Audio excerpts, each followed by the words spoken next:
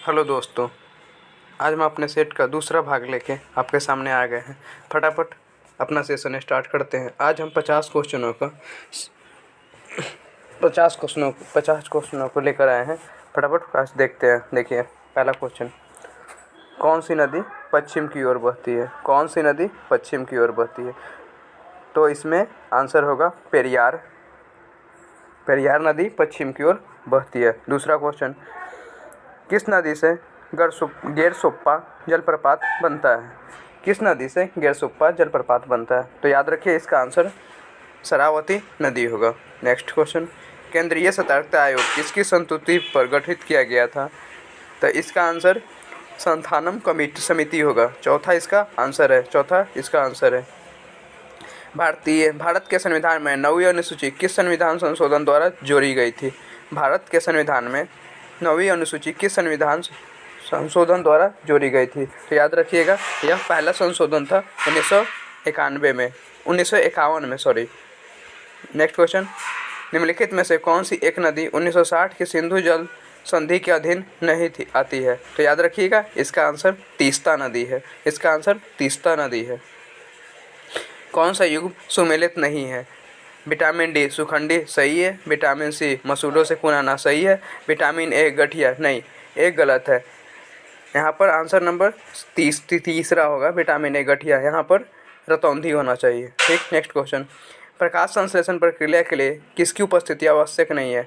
प्रकाश संश्लेषण की क्रिया के लिए सूर्य प्रकाश भी आवश्यक है, जल भी आवश्यक है, कार्बन डाइऑक्साइड भी आवश्यक है, लेकिन ऑक्सीजन की जरूरत नहीं होती क्योंकि ऑक्सीजन उत्पाद के रूप में निकलता है। नेक्स्ट क्वेश्चन देखते हैं, भारत के राज्यों में कौन सा राज्य चावल का सर्वाधिक उत्पादन प्रति हेक्टेयर करता है? तो याद रखिएगा, इसका आंसर पश्चिम बंगाल है।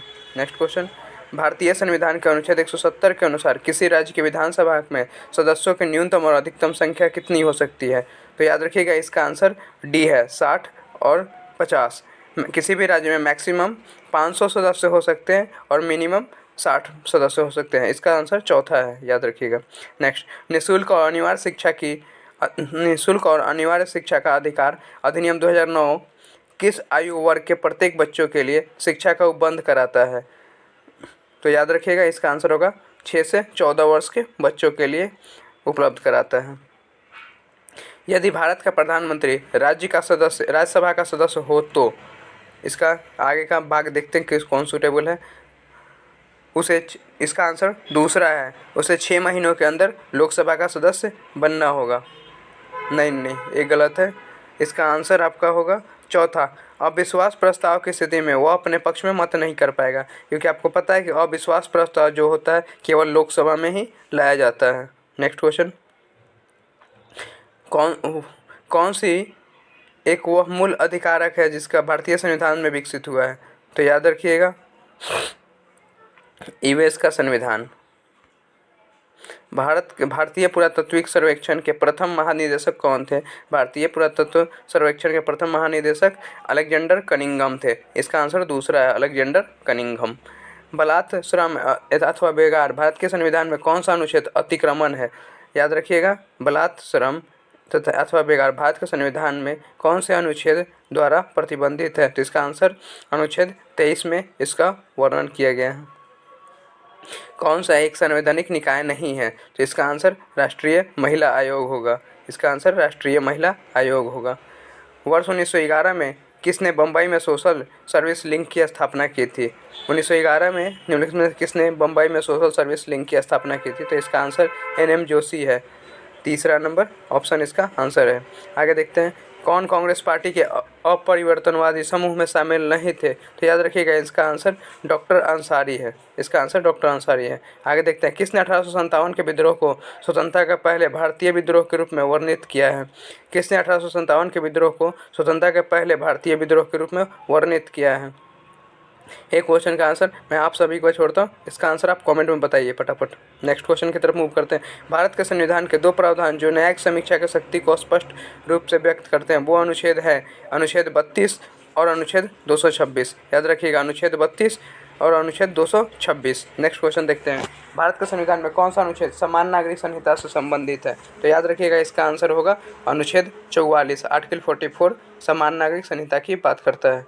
नेक्स्ट क्वेश्चन, बिना प्रतिनिधित्व के कोई कर नहीं का लोकप्रिय नारा कब दिया गया था? तो यह नारा अमेरिकी स्वतंत्रता संग्राम के समय दिया गया था। इसका आंसर दूसरा है, अमेरिकी स्वतंत्रता संग्राम के समय दिया गया था। नेक्स्ट क्वेश्चन, भारतीय राष्ट्रीय कांग्रेस की स्थापना के समय किस वायसराय का समय काल था? तो याद रखिएगा इसका आंसर होगा लॉर्ड डफरिन। उस समय भारतीय जब राष्ट्रीय कांग्रेस 1885 में बना था, याद रखिएगा भारतीय राष्ट्रीय कांग्रेस का स्थापना 1885 में हुआ था। उस वक्त भारत का वायसराय लॉर्ड डफरिन था। दूसरा, भारतीय राष्ट्रीय कांग्रेस के पहले अध्यक्ष WC बनर्जी थे, व्योमेश चंद्र बनर्जी। आगे देखते हैं, शिक्षा किससे संबंधित है? कौन सी सूची से? आपको कल बताया गया था कि शिक्षा समवर्ती सूची से संबंधित है। नेक्स्ट क्वेश्चन की तरफ आगे मूव करते हैं। फ्लोरा का संरक्षण हेतु इन सीटू विधि के लिए कौन सा स्थान नहीं है? तो याद रखिएगा बायोस्फीयर रिजर्व, राष्ट्रीय उद्यान और वन्य जीव अभ्यारण्य तीनों इन सीटू प्रयास के लिए है, लेकिन वनस्पति उद्यान इन सीटू प्रयास नहीं है, यह एक सीटू प्रयास है, याद रखिएगा। लोसर कहाँ एक प्रसिद्ध त्यौहार है? तो याद रखिएगा लोसर जम्मू कश्मीर का एक प्रसिद्ध त्यौहार है। नेक्स्ट क्वेश्चन, भारत में विदेशी निवेश सबसे अधिक किस देश से आता है? इस ऑप्शन के अनुसार इसमें सबसे अधिक निवेश मॉरिशस से आता है, याद रखिएगा।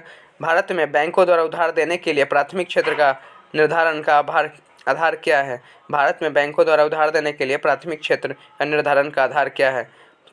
कृषि, सूक्ष्म और छोटे उद्योग, कमजोर वर्ग, अर्थात सभी। इसके ऑप्शन 4 सही होंगे, उपयुक्त सभी।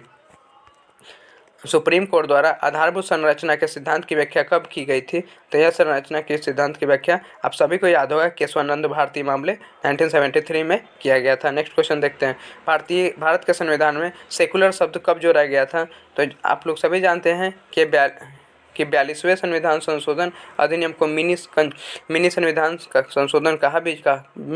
संशोधन भी कहा जाता है। इसी वक्त सेकुलर शब्द को जोड़ा गया था। तो याद रखिए इसका आंसर तीसरा हो जाएगा। सर्वेंट ऑफ इंडिया सोसाइटी के संस्थापक कौन थे? तो सर्वेंट ऑफ इंडिया सोसाइटी के संस्थापक गोपाल कृष्ण गोखले थे। इसका आंसर पहला होगा। नेक्स्ट देखते हैं, अनुच्छेद 239A समाचार पत्रों में था, यह किससे संबंधित है? तो याद रखिएगा यह 239A दिल्ली के पूर्ण राज्य के प्रावधान से संबंधित है, याद रखिए दिल्ली के पूर्ण राज्य के प्रावधान से संबंधित है। नेक्स्ट क्वेश्चन, वैश्विक जेंडर गैप रिपोर्ट किसके द्वारा तैयार किया जाता है? वैश्विक जेंडर गैप रिपोर्ट यानी ग्लोबल जेंडर गैप रिपोर्ट किसके द्वारा तैयार किया जाता है? तो यह विश्व आर्थिक मंच यानी IMF के द्वारा तैयार किया जाता है। IMF नहीं, इसका वो शॉर्ट फॉर्म क्या हो जाएगा? वर्ल्ड इकोनॉमिक फोरम, याद दूसरा ऑप्शन इसका आंसर हो जाएगा दूसरा। नेक्स्ट क्वेश्चन, 10 डिग्री चैनल द्वारा द्वीपों को निम्नलिखित जोड़ों में से कौन से एक दूसरे से अलग किया जाता है? तो इसका आंसर हो जाएगा अंडमान और निकोबार को अलग किया जाता है। पहला इसका आंसर है। भारत का पहला कार्बन तटस्थ पंचायत कहाँ आयोजित किया गया था? भारत का पहला कार्बन तटस्थ पंचायत कहाँ आयोजित किया गया था? तो याद रखिएगा भारत का पहला कार्बन तटस्थ पंचायत केरल में स्थापित किया गया था। कहाँ स्थापित किया गया था? तो केरल में। स्वचालित वाहनों में हाइड्रोक्लोरिक ब्रेक काम करता है, किस सिद्धांत पर काम करता है? तो याद रखिएगा इसका आंसर है पास्कल के सिद्धांत पर काम करता है। स्वचालित वाहनों में हाइड्रोलिक ब्रेक पास्कल के सिद्धांत पर काम करता है। पक्का बाघ रिजर्व जिसको पक्के बाघ रिजर्व कहाँ स्थित है? तो याद रखिएगा यह पक्के बाघ रिजर्व अरुणाचल प्रदेश में स्थित है। इसे पकिया बाघ रिजर्व भी कहा जाता है। यह अरुणाचल प्रदेश में स्थित है। आगे देखते हैं, कौन सी नदी जीवित स्थिति प्राप्त करने वाली दुनिया की पहली नदी बन गई है? तो इसका आंसर है वांगनुई नदी। यह न्यूजीलैंड की नदी है, याद रखिएगा कहाँ की नदी है? न्यूजीलैंड की नदी है। इसका आंसर चौथा है वांगनुई नदी। भारत में राजनीतिक दलों को मान्यता प्राप्त किसके द्वारा प्रदान की जाती है? तो इसका आंसर है चुनाव आयोग के द्वारा भारत में राजनीतिक दलों को मान्यता प्रदान की जाती है। हाल ही में एशिया का सबसे पुराना बांस किस देश में पाया गया है? तो हाल ही में एशिया का सबसे पुराना बांस भारत में पाया गया है। इसका आंसर दूसरा है, भारत में पाया गया है। भारत के पहले मोबाइल ओपन एक्सचेंज जोन का उद्घाटन कहाँ किया गया है? भारत के पहले मोबाइल ओपन एक्सचेंज जोन का उद्घाटन कहाँ किया गया है? तो इसका आंसर नोएडा है, याद रखिएगा इसका आंसर नोएडा है। विडाल परीक्षण किसका पता लगाने के लिए किया जाता है? विडाल परीक्षण किसका पता लगाने के लिए किया जाता है? तो विडाल परीक्षण टाइफाइड का पता लगाने के लिए किया जाता है। जब चूने के पानी में कार्बन डाइऑक्साइड पारित किया जाता है तो यह किसके गठन के कारण दूधिया हो जाता है? जब चूने के पानी में कार्बन डाइऑक्साइड पारित किया जाता है तो यह किसके कारण दूधिया हो जाता है? तो याद रखिएगा इसका आंसर होगा कैल्शियम कार्बोनेट। कैल्शियम कार्बोनेट के प्रवाहित करने पर उसका रंग दूधिया हो जाता है। ठीक है, याद रखिए, चौथा आंसर है इसका। स्वर्ण सिंह समिति ने सिफारिश की थी किसका? तो स्वर्ण सिंह समिति, याद रखिएगा, यह भारतीय संविधान में मौलिक अधिकार को शामिल करने से संबंधित है। भारतीय संविधान में मौलिक कर्तव्यों को शामिल करने से, इसका आंसर तीसरा है। भारतीय संविधान में मौलिक कर्तव्यों को शामिल करने से संबंधित है। सबरीमाला मंदिर महिलाओं के प्रवेश को प्रतिबंधित करने के लिए समाचार में है। यह कहाँ स्थित था? तो यह केरल में है। सबरीमाला मंदिर कहाँ है? केरल में। अंतरिक्ष प्रौद्योगिकी से संबंधित स्टारलिंक नेटवर्क परियोजना का संचालन किसके द्वारा किया जा रहा है?